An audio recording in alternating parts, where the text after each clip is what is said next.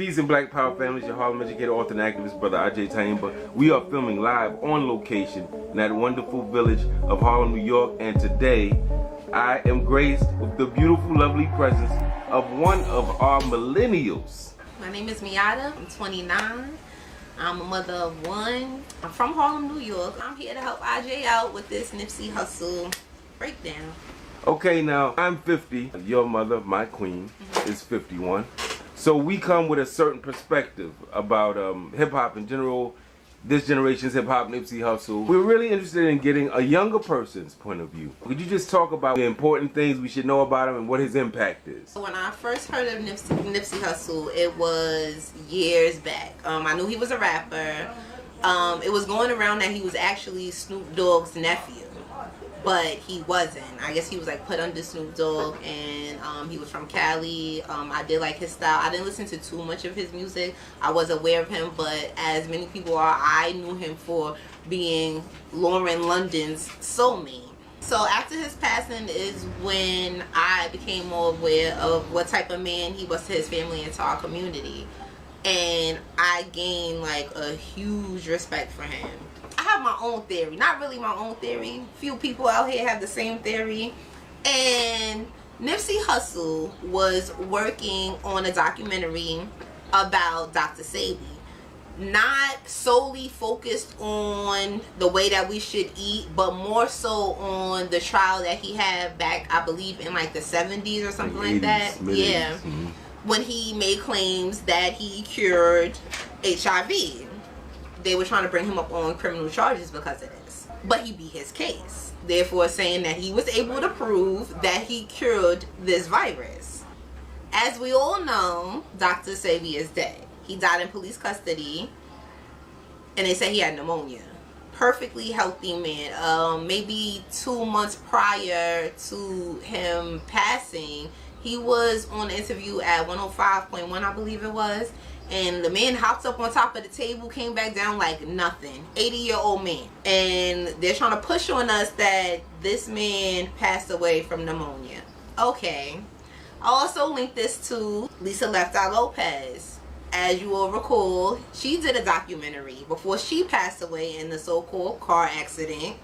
And she was also bringing light to Dr. Sebi and what he was doing as far as these different diseases.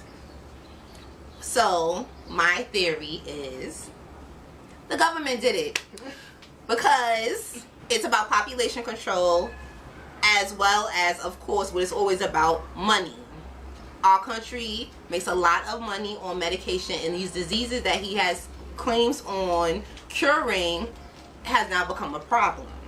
Also, after Nipsey Hussle passed, the man that they accused of killing him before he actually was incarcerated, he made a statement saying that he had nothing to do with this. He didn't understand why the government was pinning this on him when, you know, Nipsey was basically his man. Like, he had nothing but respect for him.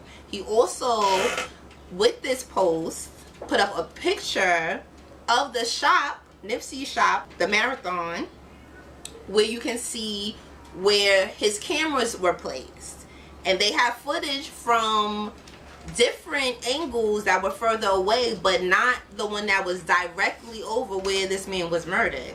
That's a little fishy to me. Yeah, I know the mother was complaining that she wants to release the video.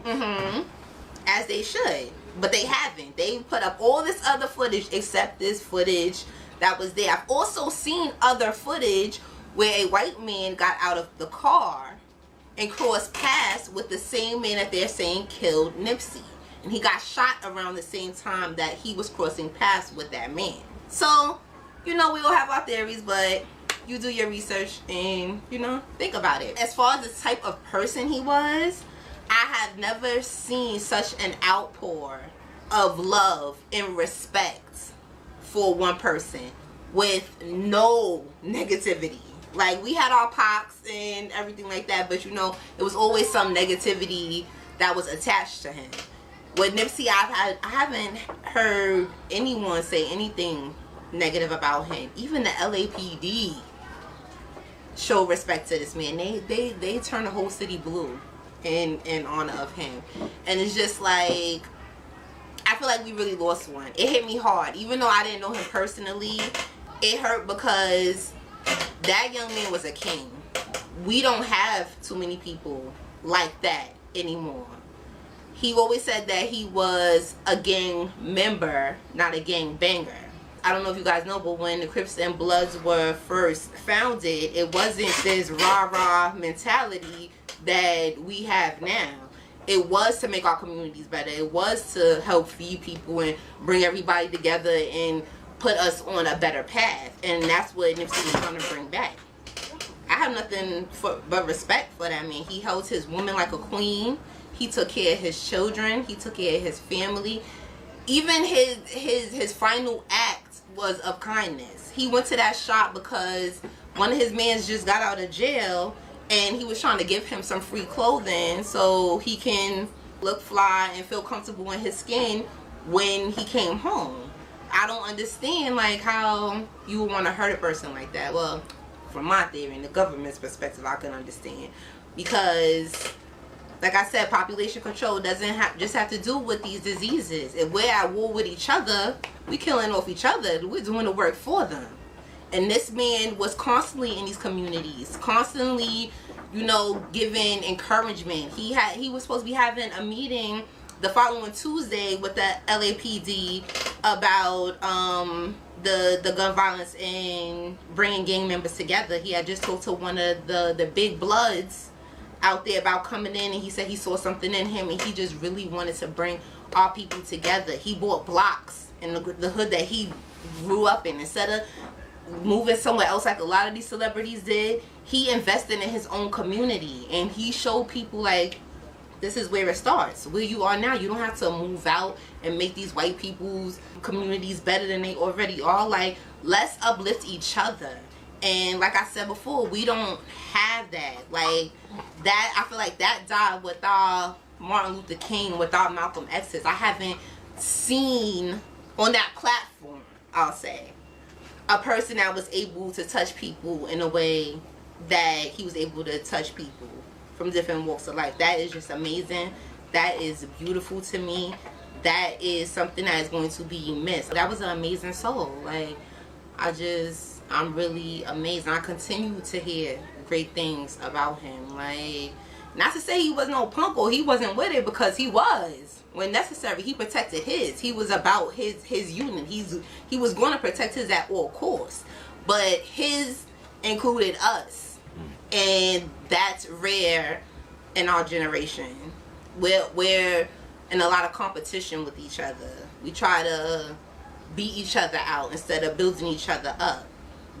Nowadays, people would rather rob you for your chain than have you show them how to get it. Like, and that's the problem that we have in our community. I just hope us as a people, even if we don't change how we eat or anything else, we change how we interact with each other. We change our mentality, how we just view each other, just want to uplift each other and move ahead, because we're a dying species. You heard it straight from our millennials family. Don't give up completely on the millennial group. We got some shining stars. Just like when we were younger and our parents' generation, they didn't like the hip hop, they didn't understand the straight leads with the permanent creases. Why y'all doing this? But we brought some beauty. And so I think, Miata, to add on to what you said, it's interesting that I heard of the name because it's like Nipsey Hussle, which would be from my parents' generation. He was a dancer and comedian and all that. If I can be honest, my impression was, okay, the young dude did some good stuff. He's rich, and he got killed, unfortunately and tragically. But he's one of millions that got killed. Right. And part of me was trying to figure out what's the big deal with him. Right. Right? And I have to say, honestly, speaking as a representative for my generation, that it was instructive to hear people like you and other people talk about these things, because I really was ignorant, about them. So this is a good case where generations can bridge gaps of miscommunication instead of always being critical of each other. The more I learned, the more like I had respect, and the more I wanted, other people to be aware of what he did, because he deserves that. He deserves the recognition. He deserves for us to know what he did for us, whether it directly affected us or not. Like, it changed people. That man only hired felons. He only hired felons. That is amazing. You know how hard it is for these young black men to get out and start anew? That is amazing. That's why nobody had any guns when everything happened, because everybody that was there was a felon, so they're not allowed to carry fire. Violate their parole. Right. When they first bought the building, because they bought the entire building, they were renting it for something else. They were like selling CDs. It wasn't what it is now, like the clothing store and everything like that. They were just working on their music, trying to sell CDs out the store. You know, the white people used to call the police a lot on the youth for loitering. So Nipsey didn't like that, because he felt like, this is your community. You should be able to be out here and, you know, chill, as long as you're not getting in trouble. Like, this is a safe environment for you to be in. Like, you should have somewhere to go. And they finally saved up enough money and they bought the whole lot. And that was his city. And they respected him. I see all the outpour of rappers, and, you know, can't nobody say anything about Lauren or his family, because it's an all-out war. Like I was telling you about Kodak Black. He said he wanted to get with Lauren London. And, like, it's so good to finally see our community supporting each other. Like, no, you won't disrespect his queen. That man stood for something. He stood for us. So you won't disrespect his queen. So you'll lose money. You'll lose sales. How did the community react to this guy, this Kodak, to his comments? They were disgusted. T.I. So what I liked was everybody tried to come at him different ways, but he's ignorant. I'm sorry, he is ignorant. T.I. came at him like, man, that's not what you want to do. The Game came at him, because the Game was real close to Nipsey Hussle. The Game came out and was like, you know, we could go there, like, just straight, you know where I'm from, you know where I be, and you can catch it. Tank, you know, came with his little R&B smoothness and was just like, listen, young man, you know, I don't think that's what you want to do. Just humble yourself. And he was still being arrogant, still being ignorant, and just like not getting it. I bet he get it now, because those sales are dropping. They took him out of the trap music museum. They like, his sales they said his sales came down like 700%. Like, that is crazy. That is crazy. But I respect it. And this is how we need to be on everything. This is how we need to be with each other on everything. Because you might feel powerless, but we have power in numbers. We've always had power in numbers. But because we've been conditioned for a long time to move a certain type of way with one another, so we won't progress, it becomes a problem. But it only stays a problem once you know that we've been conditioned this way and you allow yourself to stay conditioned. And that's the cycle that Nipsey was trying to break. That's why he now has passed the baton and we have to carry it. What's the takeaway for us older people? You guys should never lose sight of us. Have faith in us, because we're still kings and queens. We still have the chance to change, and that's what this is all about. I don't want you guys to be so closed-minded or just feel like, well, our generation was the generation. Your generation was the generation to make our generation a better generation. Some of us did receive the message. Don't be so quick to dismiss us. I've always felt like it's definitely important to have book smarts, but street smarts is just as important. That will give you a well-rounded individual, because you just know how to maneuver through anything. Like, you're able to take how the streets work and put it through with your book smarts and just say, okay, I can calculate this, but I understand that that's how this goes. So you're able to move a little bit more smoothly. You're able to talk to people a little bit differently, because you can connect with everybody. So that's a very important skill to have. I think, you know, a lot gets lost in translation when you don't have that. Like, I was talking to one of my co-workers the other day, and he was just like, you know, I don't get it. You know, people are so stupid. You just go and you shoot, you sell drugs, and then you're mad because you're in jail. And it's like, I understand that. But being someone that comes from that, I also understand why our brothers are just trying to feed their families. Our brothers are trying to like just support their homes. So unfortunately we get caught up in the system, but this is how the system was made for us.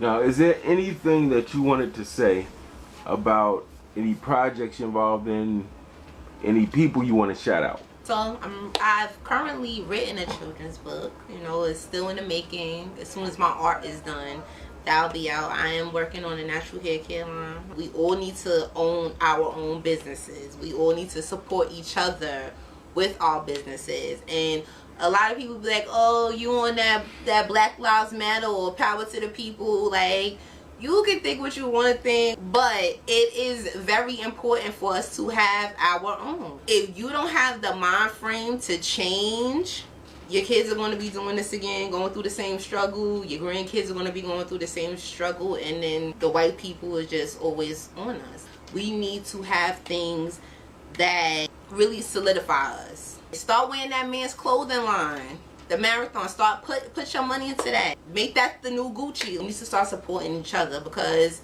we buying all this fly stuff. That means that if we like it, we can, you know, do that ourselves. Create that yourself and put that out to the world. Have these white people buying our stuff. They scared of us. Y'all gotta wake up. My name is Miata. I'm 29 years old, and I rock with Black Liberation University on YouTube.